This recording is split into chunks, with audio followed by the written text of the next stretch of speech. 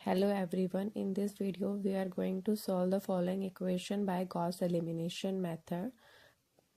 हम स्टार्ट करते हैं इस पर बेसिक क्वेश्चन कंपेयर करते हैं गिवन इक्वेशन को ax is equals to b where a is a matrix में हम कोफिशिएंट ऑफ वेरिएबल्स रखेंगे x y z, जैसे कि यहाँ पर x का कोफिशिएंट 1, y का कोफिशिएंट 2, z का कोफिशिएंट 1। यहाँ हम कोफिशिएंट लिखेंगे 2, 3, 3। थर्ड इक्वेशन की हेल्प से 3, -1, 2। एक्स में क्या आएंगे जो हमारे यहाँ पर वेरिएबल्स यूज़ हो रहे हैं। हमारे पास यहाँ क्या यूज़ हो रहा है, एक्स, वाई, जेड। और बी मैट्रिक्स क्या आएगी जो हमारी यहाँ पर इज इक्वल्स टू में है, तो क्या हो जाएगा 3, 10, 13। अब नेक्स्ट स्टेप है हमारा इसमें कि हमें गॉस एलिमिनेशन मेथड की हेल्प से इक्वेशन सॉल्व करनी थी। तो गॉस एलिमिनेशन मेथड क्या कहता है, गॉस इसमें हम डायगोनल्स के जो बिलो एलिमेंट्स लिखे हुए हैं इन्हें ज़ीरो बनाएंगे, जैसे कि ये एलिमेंट ज़ीरो होना चाहिए, ये एलिमेंट ज़ीरो और ये एलिमेंट ज़ीरो। इसको हम कैसे बना सकते हैं ज़ीरो, हमारे पास एलिमेंट्री ऑपरेशन होते हैं जो हमारे पास रो ऑपरेशन और कॉलम ऑपरेशन होता है। अगर हमने किसी भी इक्वेशन को सॉल्व करने के लिए एक बार रो ऑपरेशन यूज़ कर लिया तो उसे हम कम्प्लीटली रो ऑपरेशन से ही सॉल्व करेंगे। हम ऐसा नहीं है कि कॉलम ऑपरेशन यूज़ कर लें, ठीक है। तो हम जैसे इसमें स्टार्ट करते हैं रो ऑपरेशन।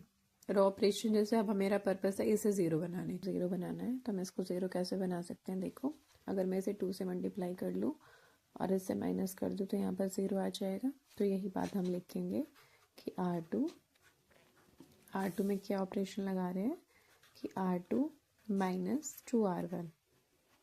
हम इस तरीके से ऑपरेशन लगाते हैं। अब ये अप्लाई करते हैं तो आप ये देखो कि सिर्फ R2 के एलिमेंट्स चेंज होंगे, क्योंकि ऑपरेशंस हमारे सिर्फ R2 में लगा हुआ है, बाकी रो हमारी सेम रहेंगी। तो यहाँ पर 1, 2, 1 सेम रहेगा, 3, -1, ये 2 सेम रहेगा। यहाँ पर x, y, z, जो ऑपरेशन हम यहाँ लगाएंगे वो हमारा यहाँ भी आएगा।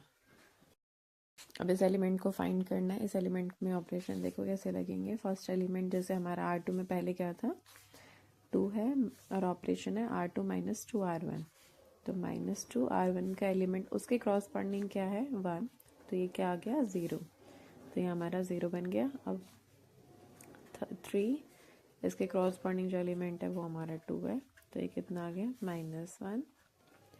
अब हमारा 3 - 2, इसके क्रॉसपोंडिंग जो एलिमेंट है वो 1, तो यहाँ पर क्या आ गया 1। अब यहाँ पर हमारी ये एलिमेंट तो सेम रहेंगे। अब ये चेंज होगा, क्या आएगा यहाँ पर, पहले यहाँ पर 10 था, -2 का ऑपरेशन R1 लगाना है, तो यहाँ पे R1 क्या हमारा 3, तो यहाँ पर कितना आ गया हमारा 10 - 6, 4, तो ये 4 हो गया। अब हमारा क्या काम हो गया, ये 0 बन गया। अब हमारा पर्पस है इसे 0 बनाने का। अब इसे 0 फिर से देखो कैसे बना सकते हैं।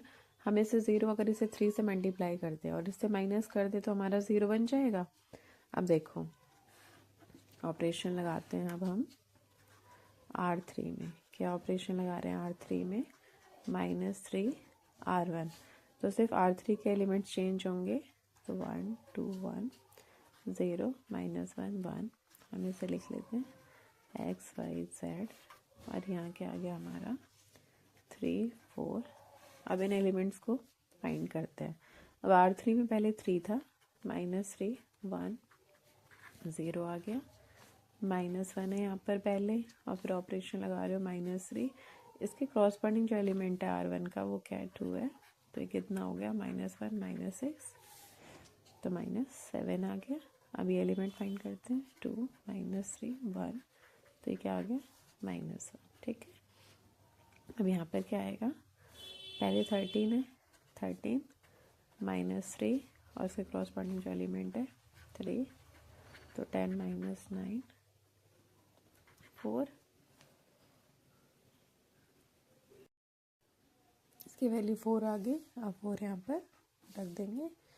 हमारा काम सिर्फ ये रहता है अब इसे 0 बनाना है। इसे 0 कैसे बना सकते हैं, अब आप देखो, अगर मैं इसे 7 से मल्टीप्लाई कर दूँ और उससे माइनस कर दूँ तो ये 0 बन जाएगा।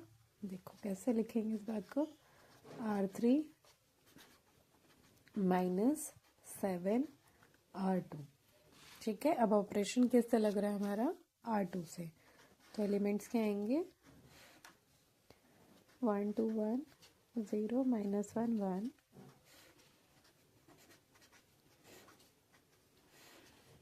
3 4।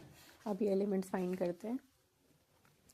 0 0 माइनस 7 0, ये तो हमें 0 ही देगा। ठीक है, अब यहाँ पर क्या है, -7 -7 -1, तो -7 + 7, ये हमारा क्या हो गया, 0। ठीक है, अब ये एलिमेंट क्या आएगा, पहले -1 था, फिर -7, उसके क्रॉसपेंडिंग एलिमेंट 1 है, तो -1 -7 दैट इज -8। अब यहाँ क्या आएगा, 4 -7 4, तो क्या बन गया ये, 4 -28 -24, ये क्या आ गया हमारा, -24। ठीक है, हमारा काम हो गया कि डायगोनल्स की जो बिलो एलिमेंट्स है वो हमारे 0 आ गए।